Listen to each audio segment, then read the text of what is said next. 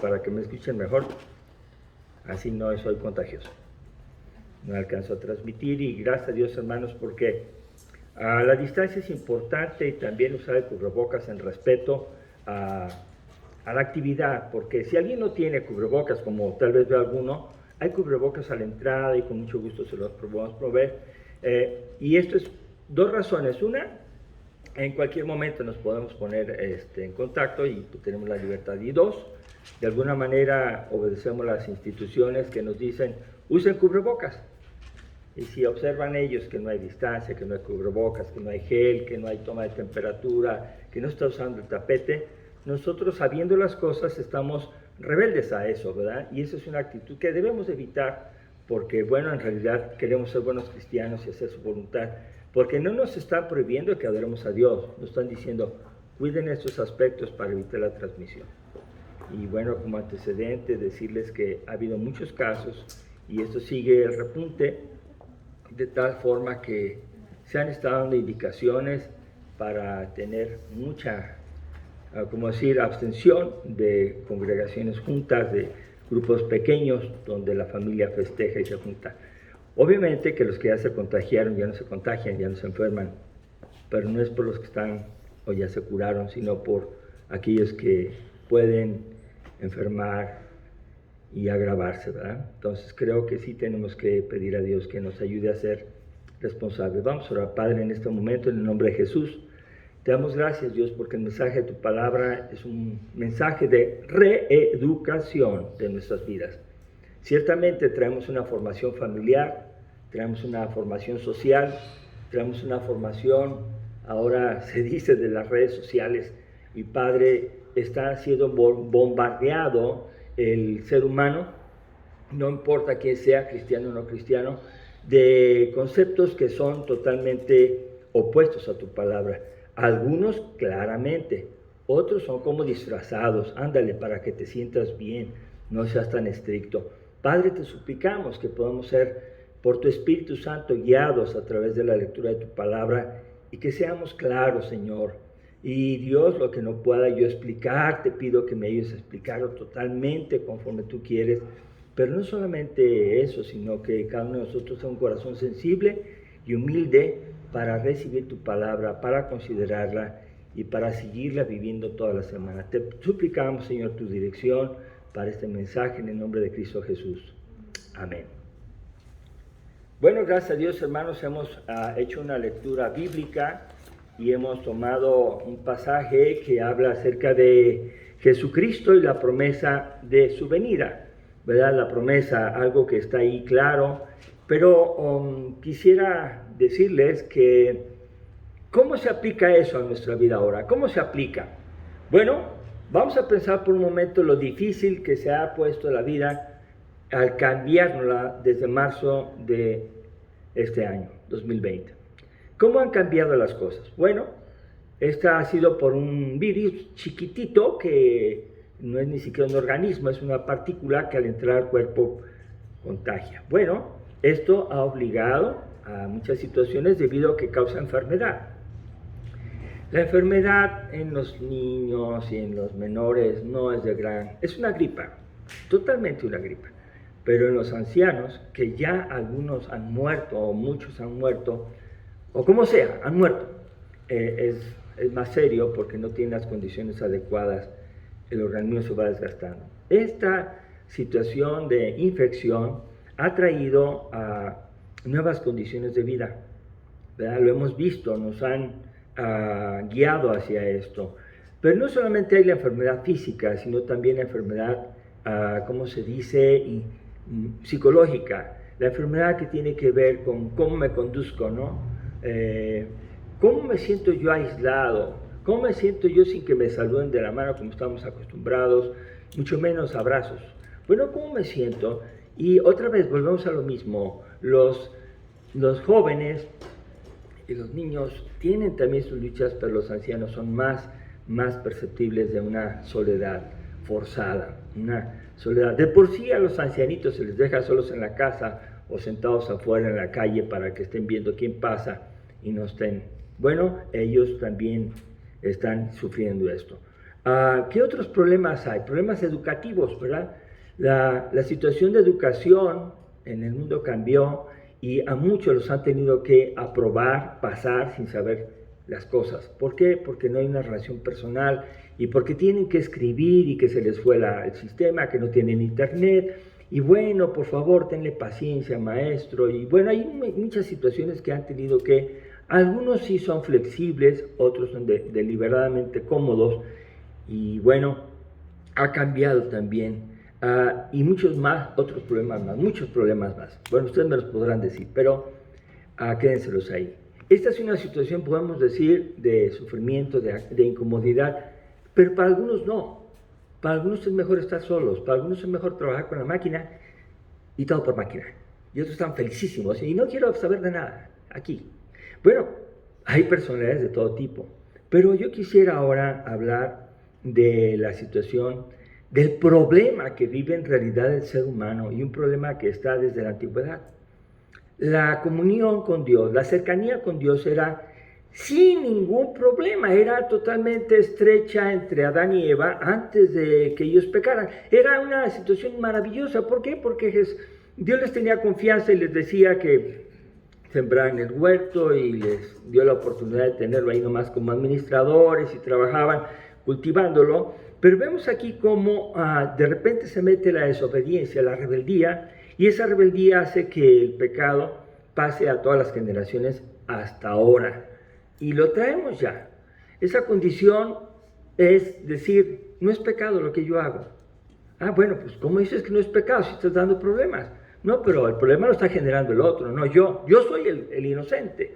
Y esas discusiones de aquí, ¿quién tiene la razón?, se siguen dando. Y no solamente a nivel personal, ya lo dijimos, a nivel familiar, a nivel social y a nivel mundial. Hay problemas.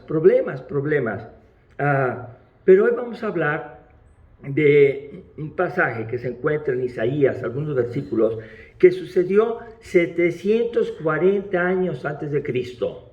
Antes de que Jesús naciera, el profeta Isaías, Dios le revela que diga esto. Vamos a Isaías 7:1 y vamos a ver otra condición de problema, un problema social. Fíjense, hay una guerra aquí importante que se está gestando, pero también hay una verdad que Dios dice. Y hoy vamos a ver la condición del ser humano sin Dios y la condición del ser humano con Dios. Y vamos a ver en qué lado nos conviene estar. En Isaías 7:1 dice la palabra de Dios así.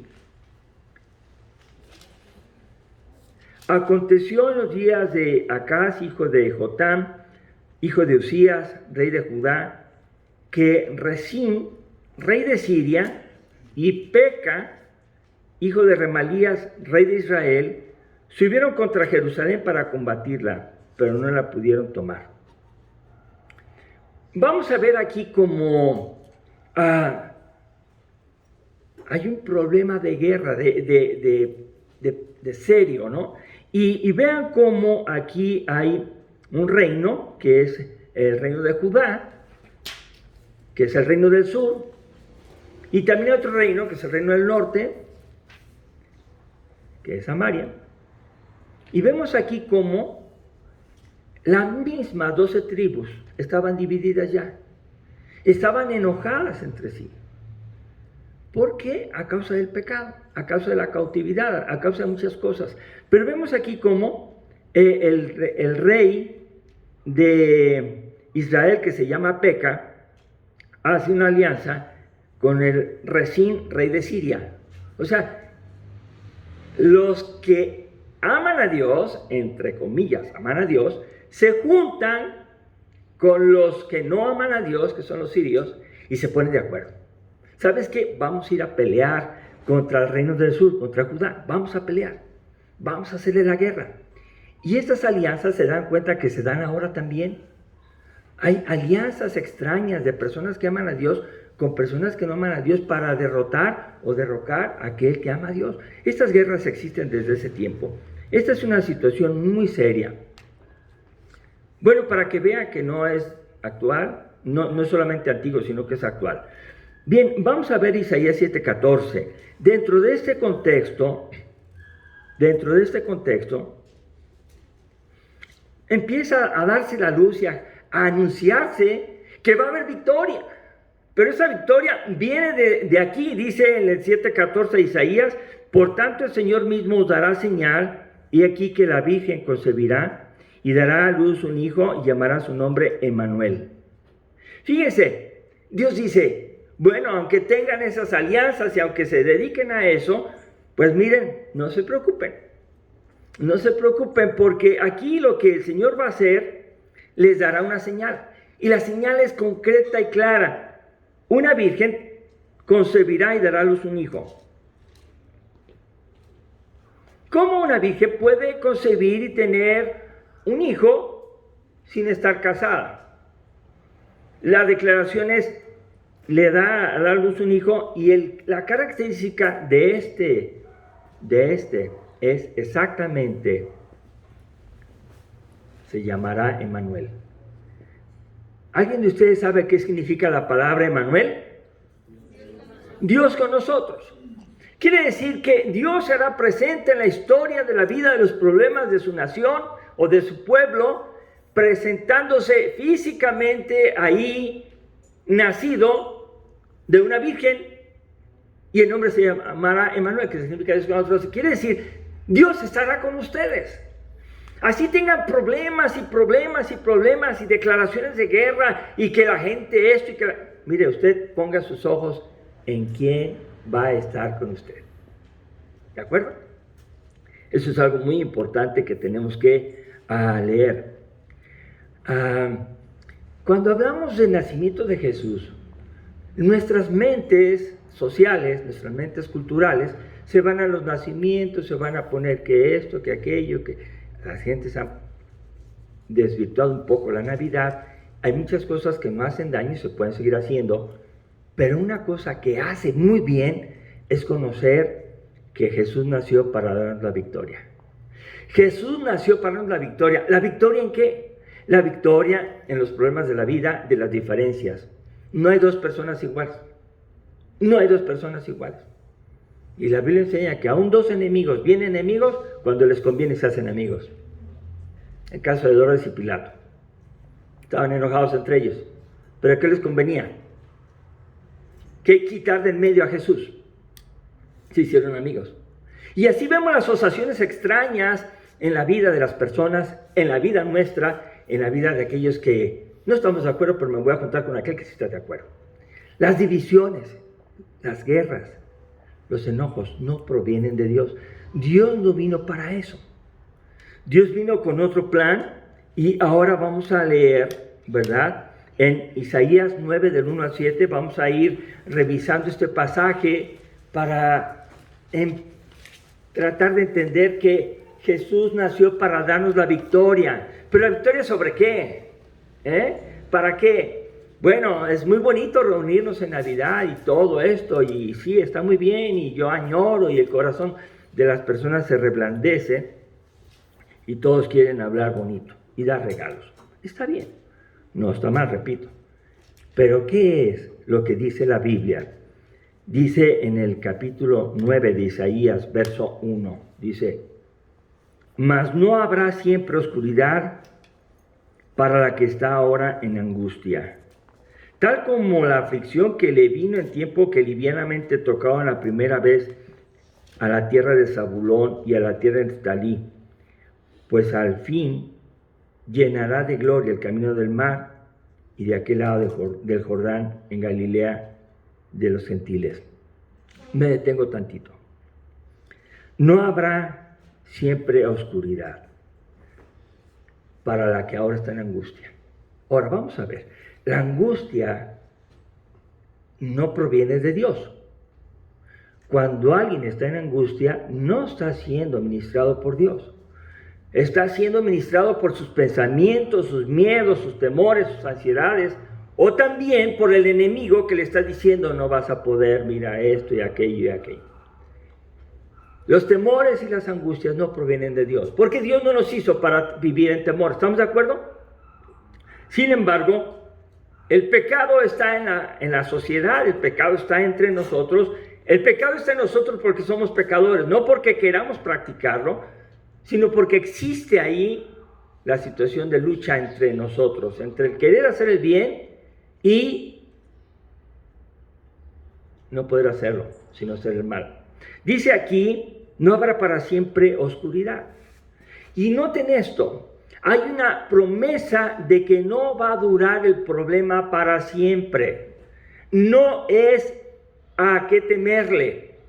Hay que tener seguridad que no es para siempre el problema. ¿Cuál es el problema? El coronavirus, ¿verdad? Las deudas, cualquier problema que ustedes vengan a su mente. Dice, no, en ellos dice, no habrá para siempre oscuridad, para la que ahora está en angustia, tal como la aflicción que le vino en el tiempo que livianamente tocaron la primera vez las tierras de Zabulón y la tierra de Neftalí. Vamos a explicar qué es Neftalí y qué es Zabulón. Son dos tribus de Israel, de las 12 tribus, 2 de las 12. ¿Y dónde están ellas? En el norte de Galilea. Ellos son la frontera con las naciones paganas. Y en esa frontera, cuando ellos están pecando y pecando, Dios emite un juicio y entonces le permite al rey de Asiria, Tiglat-Pileser III, que invada y que atraviese las fronteras, y los primeros en sufrir esta invasión y esta cautividad, este sufrimiento, son los del norte. ¿Quiénes son? Zabulón y Neftalí. Por eso dice aquí claramente que tocaron, y dice la palabra livianamente, o sea, fue una pasadita. Y cuando decimos un problema de pasadita, significa que es un problema que no va a durar todo el tiempo, porque ya no existe esa situación. Ya las generaciones se pasaron. ¿Cuáles son los sufrimientos que de veras tenemos que preocuparnos o pensar? Ustedes imagínense, la lucha contra el pecado y el infierno eterno. Destino para todos aquellos que no quieren creer en Cristo, que son arrepujados, que están obligados, que se sienten incómodos, que vienen aquí por eso, o que leen la Biblia porque se los obligan. No les nace de corazón. No crean que el cristiano es aquel que carga la Biblia, no, ni el que viene al templo. El cristiano es aquel que tiene una relación personal con Cristo y le dice, Cristo, aquí estoy, úsame, guíame, dirígeme, corrígeme, instrúyeme y úsame para hacer tu voluntad siempre en el trabajo. ¿Me explico? Un cristiano es aquel que tiene una relación personal con Jesús. Y dice aquí que aún el pueblo de Dios, dice, bueno, hay una parte que no he leído, dice, pues al fin llenará de gloria el camino del mar. Al fin llenará de gloria. ¿Qué quiere decir? Que se va a quitar la oscuridad y se va a poner la gloria presente de Dios en ese corredor, en ese lugar. Va a haber victoria. Ok, muy bien, dice, en Galilea de los gentiles. Y por favor noten, Galilea de los gentiles. Quiere decir que todo mundo tiene derecho a estar en el reino de Dios. No solamente los que son judíos, circuncidados al octavo día, de la tribu X. No. Para todo mundo va a resplandecer la luz. Se va a quitar esa oscuridad, esa angustia. Dice el verso 2, el pueblo que andaba en tinieblas vio gran luz. Los que moraban en la tierra de sombra de muerte, luz resplandeció sobre ellos. La presencia de Jesús, la presencia anunciada, lo que vamos a ver ahorita, acerca de que ese niño que nos va a ser dado, que iba a ser dado a ellos, pues, se llamará su nombre Emmanuel, que siempre quedamos con nosotros, es para cambiar, para mejorar, para tener victoria en medio del dolor y sufrimiento. Ahora, noten aquí que vieron gran luz. Claro que sí vieron gran luz. ¿Dónde estamos? ¿En qué región? Abran su Biblia, por favor, en Mateo 4, 12 al 16, y vamos a ver cómo se cumple esa profecía de Isaías, los 743 años antes de Cristo, se cumple aquí en Mateo 4, del 12 al 16, y vamos a ver cómo es que se cumple. Dice así la palabra de Dios. Cuando Jesús oyó que Juan estaba preso, volvió a Galilea. Y dejando a Nazaret, vino y habitó en Capernaum, ciudad marítima, en la región de Zabulón y de Neftalí, para que se cumpliese lo dicho por el profeta Isaías cuando dijo: tierra de Zabulón y tierra de Neftalí, camino del mar, al otro lado del Jordán, Galilea de los gentiles. El pueblo asentado en tinieblas vio gran luz, y los asentados en región de sombra de muerte, luz les resplandeció. Ahora, vamos a ver ahí cómo Jesús cita este pasaje de varios siglos antes y dice: hoy está cumpliéndose con mi presencia aquí. Eso significa: yo soy Emmanuel. Yo soy Dios con ustedes. Yo quiero quitarles la angustia. Yo quiero darles esperanza. Yo quiero ayudarlos en todos sus miedos y temores. Y de todas esas cosas que están cautivos, que no han podido vencer. Jesús está diciendo ahí: esto que estaba dicho antes ya se cumplió. Estaba en tinieblas, sí.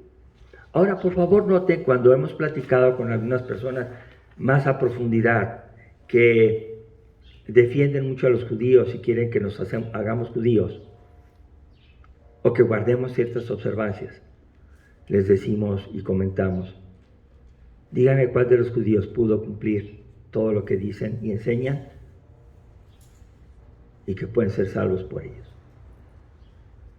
Dice: estamos luchando. Los cristianos también estamos luchando. La diferencia es que la victoria nos la dio Cristo ya. Cristo venció en la cruz sin cometer ningún pecado. Él sufrió la maldición que nosotros merecíamos de esa muerte. Él cargó en su cuerpo nuestros pecados. Vemos aquí que Dios quiere ayudarnos a entender que Jesús nos da la victoria. Para eso vino, para eso nació. No solamente para hacer fiestas. No. Eso realmente se vuelve intrascendente cuando tú sabes para qué murió Cristo. Dice la palabra en el verso que vamos, en el verso número 3. Multiplicaste la gente, aumentaste la alegría. Se alegrarán delante de ti como se alegran en la siega, como se gozan cuando reparten despojos. Quita el sufrimiento, la angustia y la presión y vuelve alegría, alegría, alegría. Yo los voy a llenar de alegría. Y se alegrarán, dice, como se alegran en la siega. Estamos en el tiempo, si es que no están terminando ya de cosechar, pero se está la cosecha ahorita. Y este año fue maravillosamente bonito porque llovió bien. Entonces, ¿cómo están las personas? ¿Cómo están? Alegres. Porque eso significa mayor cosecha, mayor peso, mayor dinero de ingreso. Pero hermanos, no es a eso a lo que se refiere Dios. No solamente a tener dinero, y prestigio, estudios, y más salario, y más promociones. No se refiere a eso. Porque tú en el fondo puedes necesitar lo que es la presencia de Cristo. Bueno, hay que tener las dos cosas. Claro que sí, se puede. Dios te da dinero, administralo para su gloria. Vive para su gloria. Pero dice: aumentaste la alegría delante como aquellos que se alegran en la cosecha. Verso 4. Porque tú quebraste su pesado yugo y la vara de su hombro, el cetro de su opresor, como en el día de Marián. La razón de ser verdaderamente felices es que Dios hizo una obra maravillosa de quebrar el pesado yugo y la vara de su hombro. O sea, todos aquellos que nos oprimían, toda la maldad, todo el egoísmo, todo eso que nos hacía daño, los vicios, ¿verdad?, de muchos tipos, los que sean, fueron rotos. Tú los quebraste. Ahora noten que el que quebra las cosas es Dios. No es solamente tu voluntad, decir yo me voy a proponer. No. Tú quebraste su pesado yugo, y lo describe como eso. ¿Sabe lo que es un yugo, verdad? Con lo que amarran a dos animales, ¿verdad? Uno fuerte y otro más experimentado, con otro más débil, o no más débil, sino más inexperimentado, y los dos van jalando el arado para que hagan surcos y para sembrar la semilla. Quiere decir que no se pueden separar. Pues así el pecado tiene o tenía a muchos de nosotros allí amarrados, diciendo, ya no lo quiero hacer, pero lo haces. No me gusta, pero lo haces. Y las personas te pueden hacer observaciones y como eres esclavo dirás, no, yo estoy bien, gracias, atienda a otros. Jesús llegó y dijo, ese yugo que tienen, esa opresión, ese sufrimiento va a ser quebrado, Dios lo va a quebrar, va a quitar el dominio del opresor, aquel que manda, aquel que te tortura. Tú ya vas a poder decirle, ya no te hago caso, ya no te hago caso. En el verso 5 dice, porque todo calzado que lleva el guerrero en el tumulto de la batalla y todo manto revolcado en sangre serán quemados pastos de fuego. ¿Qué quiere decir este versículo? Pues de manera muy sencilla, es decir, no se va a necesitar más guerra, no se va a necesitar más batalla, no se va a necesitar usar mantos en la lucha y bueno, lo que sea se manchan de sangre, serán quemados, ya no habrá eso, no va a haber calzado de guerra. ¿Por qué? Cristo vino para darnos la victoria sobre el pecado y entre nosotros tenemos que vivir esa victoria. ¿Amén?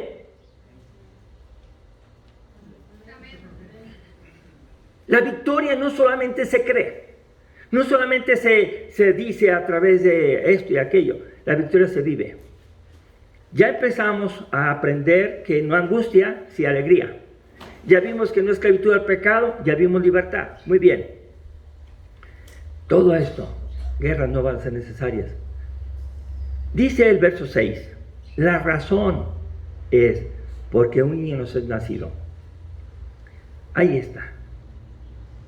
El que un niño nazca, pues es de todos los tiempos. Pero este niño que va a nacer es un hijo que nos es dado.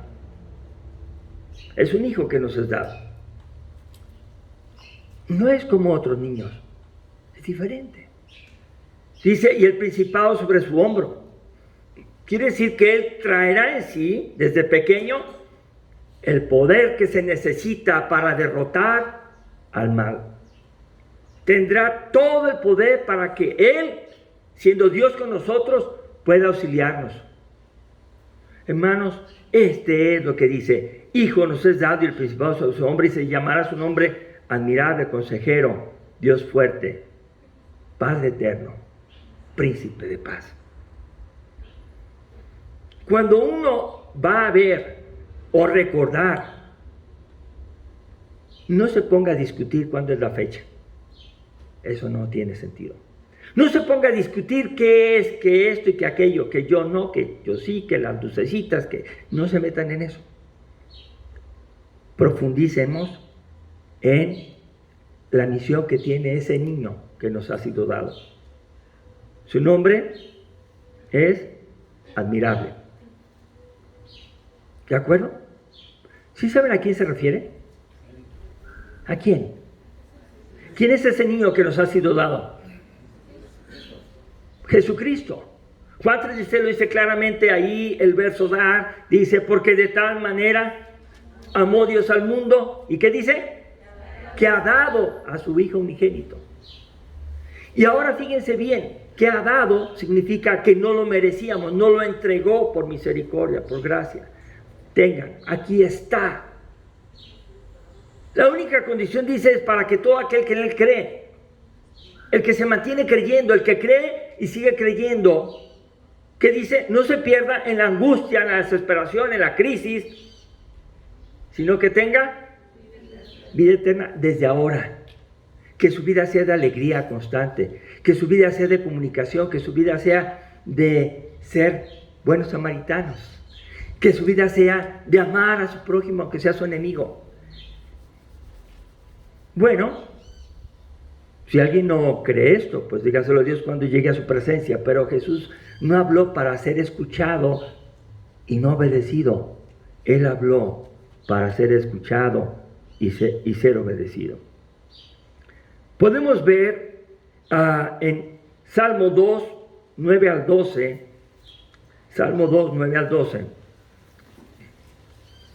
acerca de quién es Jesús y qué iba a tener. A eso se le llaman salmos mesiánicos o salmos proféticos, que tenían que ver con que anunciaban de Jesús. En Salmo 2, del 9 al 12, dice así: los quebrantarás con vara de hierro, como vasija del alfarero los desmenuzarás. Ahora pues, oh reyes, sed prudentes, admitid amonestación, jueces de la tierra. Servid a Jehová con temor y alegraos con temblor. Honrad al Hijo para que no se enoje y perezcáis en el camino, pues se inflama de pronto su ira. ¿Qué está diciendo? Que Jesús, su Hijo, el Hijo de Jehová Dios, tiene todo el poder. Y Él tiene que ser honrado. ¿Y cómo se honra una persona? Lo hemos dicho, obedeciéndolo. Eso es el punto. Saber de Él, todos. Obedecer a Dios, todos también. Pero hay personas que dicen, no, yo después. Dice aquí claramente, entonces, ¿cómo será su reino? Sobre todos los pueblos. Apocalipsis 2:27. Apocalipsis 2:27. El principado está sobre su hombro. Dice así en Apocalipsis 2:27.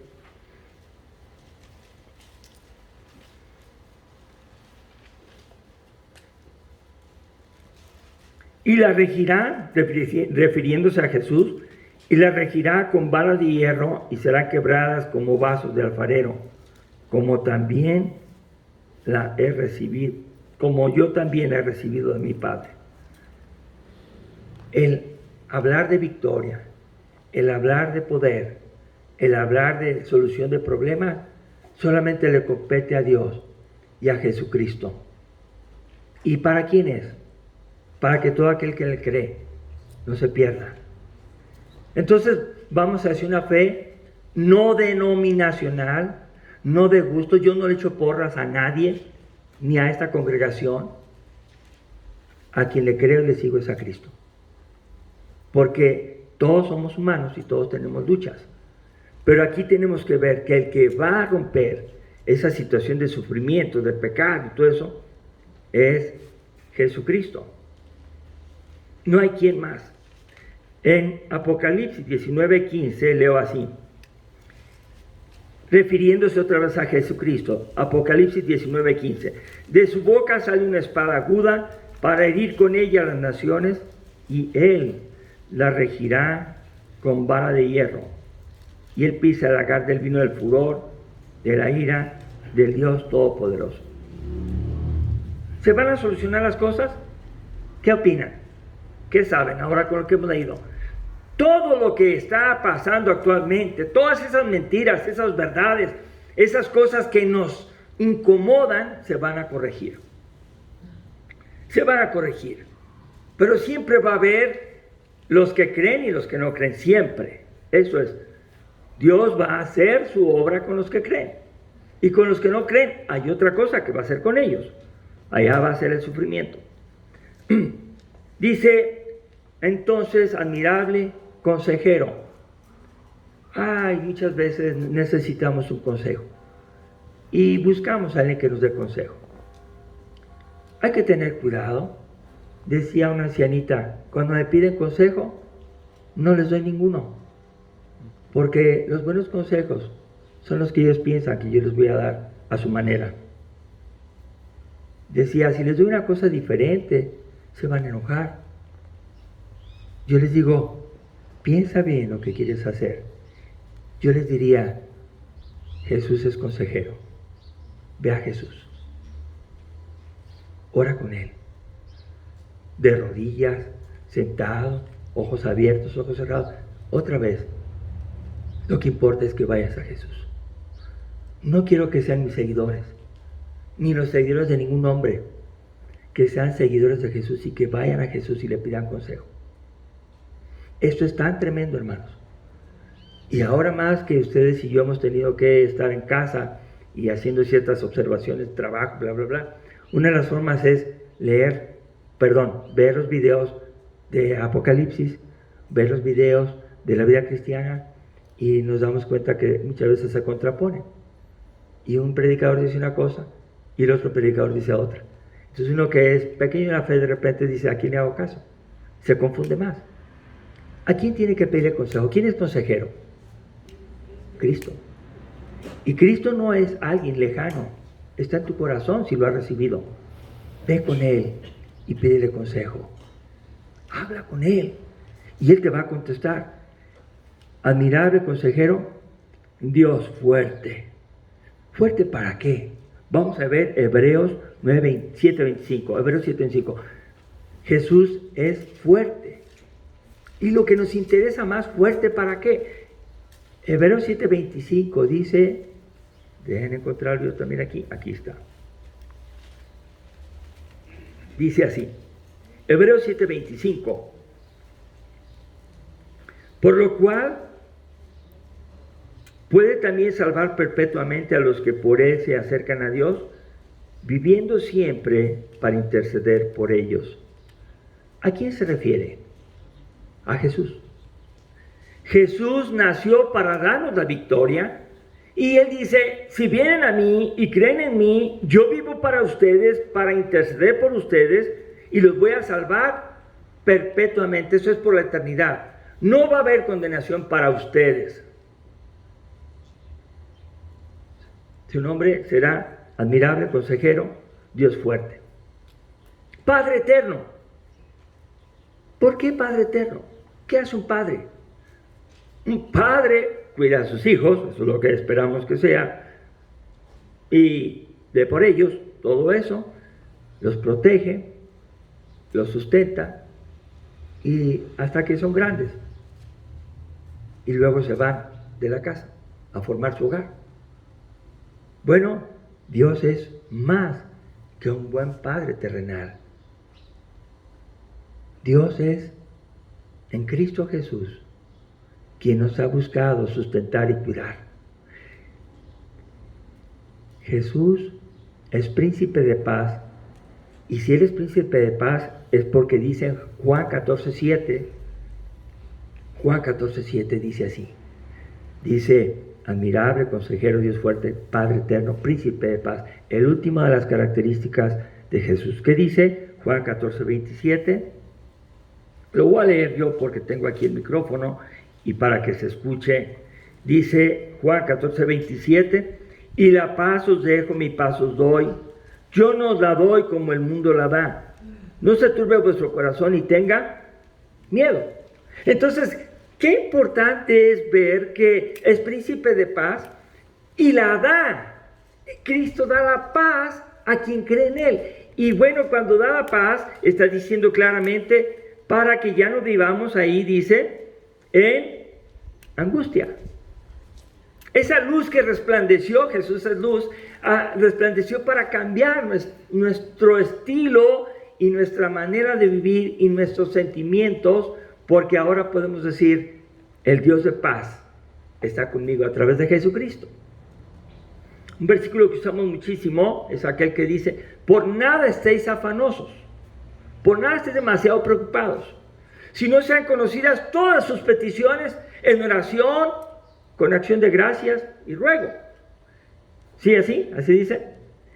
Y rogando, ¿qué dice? Vendrá sobre ti la paz que sobrepasa todo entendimiento y guardará tus corazones y tus pensamientos en Cristo Jesús. Ahora,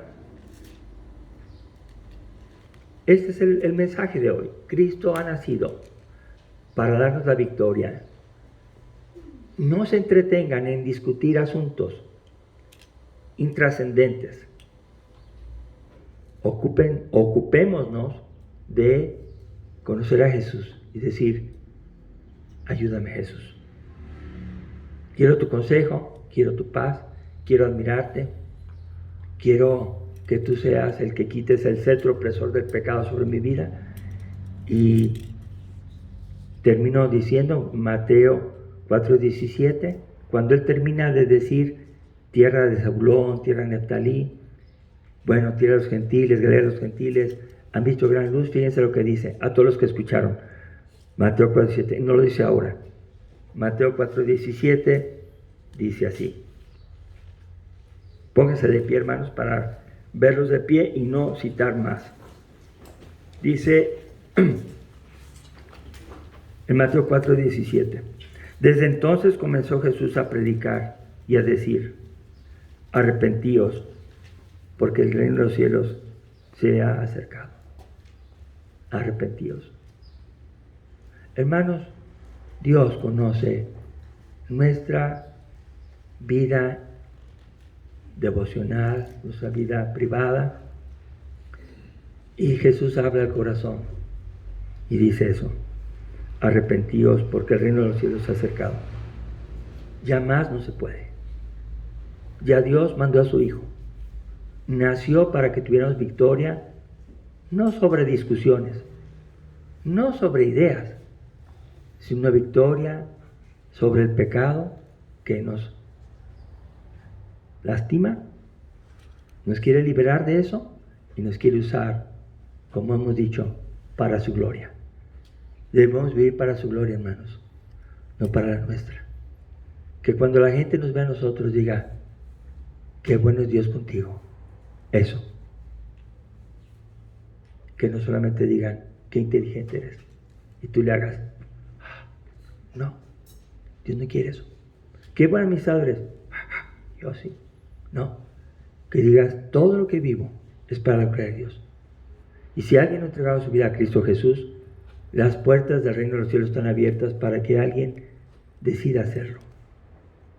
Solo Dios conoce sus corazones y el mío. Vamos a orar.